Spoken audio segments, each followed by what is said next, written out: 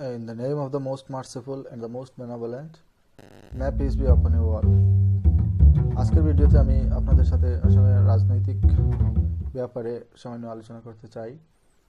আপনারা নিশ্চয়ই জানেন যে আগামী 2021 সনে আসামে বিধানসভা নির্বাচন অনুষ্ঠিত হতে চলেছে।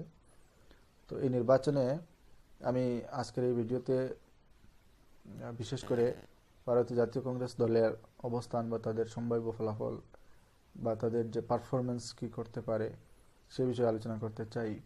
তো একটি প্রশ্ন বারবারই বিভিন্ন মহল থেকে উত্থাপিত হচ্ছে যে can the Congress make a comeback in 2021, মানে 2021 কি কংগ্রেস সামনে একটি কামব্যাক করতে পারবে, সম্ভাবনা কি আছে? তো আমার যা মনে হয় যে কংগ্রেসের জন্য 2021 সালের নির্বাচনটি খুব একটি ভালো হতে যাচ্ছে না, বা তাদের কামব্যাক করার কোনো সম্ভাবনা নেই বা খুবই কম। কারণ আমরা দেখি সাধারণত একটি রাজনৈতিক দলের ফলাফল নির্ভর করে দু তিনটি জিনিসের উপরে প্রধানত। একদিকে যেমন আমরা দেখতে পারি যে রাজনৈতিক দলের ফলাফল নির্ভর করে সেই দলের মধ্যে থাকা সেই দলের নেতৃত্বের উপর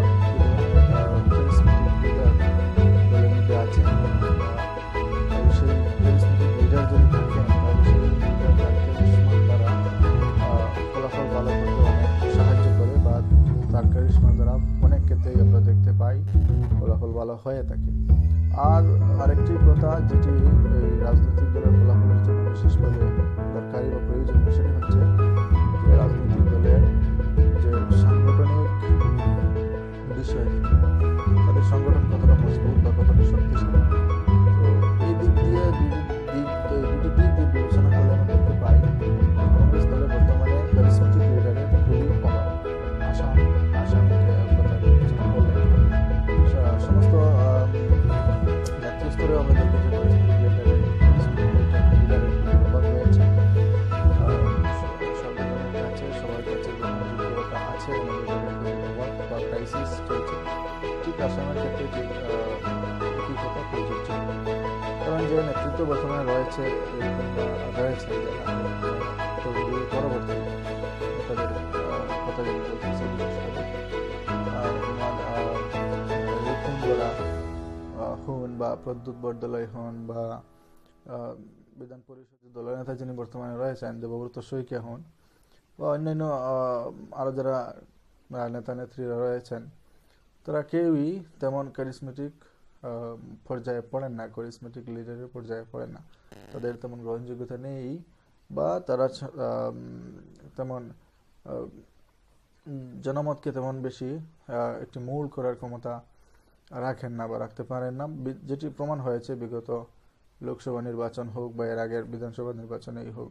তো এর আগের বিধানসভা নির্বাচনে যদিও তরুণ গগৈ মহাশয় বা লোকসভা নির্বাচনে উনি জীবিত ছিলেন এবং নেতৃত্ব দিচ্ছিলেন। তো আচ্ছা, তো এই দিক দিয়েও তাদের বেশ তারা এই কংগ্রেস দল খুব একটি ভালো অবস্থানে নয়।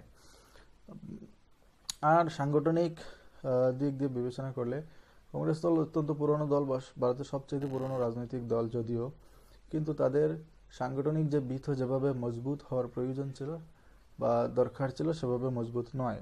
বিগত বৎসরগুলিতে দীর্ঘদিন যাবৎ, দীর্ঘ কয়েক দশক যাবৎ যদিও তারা বিভিন্ন রাজ্যে শাসন করেছে, কিন্তু সেই শাসনের ফলে তারা আজ কি হয়েছে, কিছু নেতার জন্ম হয়েছে, কিন্তু সংগঠন সেভাবে তারা মজবুত করেননি বা সংগঠন মজবুত করার দিকে সেভাবে খেয়াল দেননি যেভাবে দেওয়া উচিত ছিল।